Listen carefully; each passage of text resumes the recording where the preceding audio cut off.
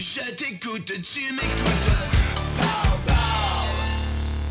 Parlant de phénomènes populaires, de chansons populaires, vous êtes allé à La Voix. Vous avez chanté dans un des galas télévisés. J'imagine que ça a élargi votre public. Est-ce juste du positif à élargir son public pour les Sœurs Boulay? Non. Comment ça? Ben, au début, tu sais, les gens qui viennent nous voir en show, c'était des gens qui nous appréciaient pour notre musique. Après ça, ça a ouvert la porte à des gens qui aiment les vedettes. Puis on a fait beaucoup de concerts gratuits l'été qui a suivi La Voix.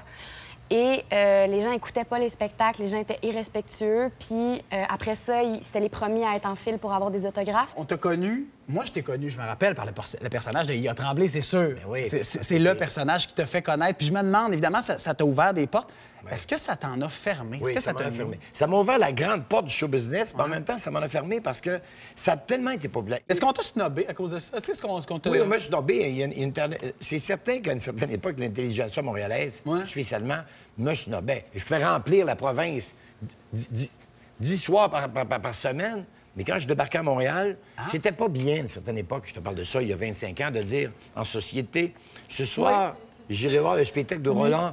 Il a tremblé. Tremblé. Ah, voilà. Vous avez piloté avec beaucoup de doigté avec vos collègues de tous les partis de l'Assemblée nationale cette aventure, ce projet qui a débouché sur le protocole de fin de vie. Là, depuis l'injonction, je me demande comment vous vous sentez sur une échelle de 1 à tabarnak.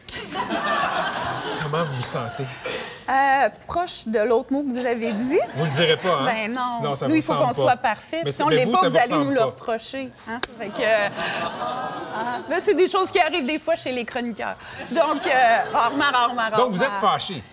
Je suis fâchée. En fait, je suis fâchée de la situation dans laquelle on se retrouve. Il y a des gens qui sont vraiment fanatiques là, de façon quasiment maladive de Star Wars. Toi, ta maladie, elle commence où, elle arrête où? Elle n'est pas si pire, selon moi.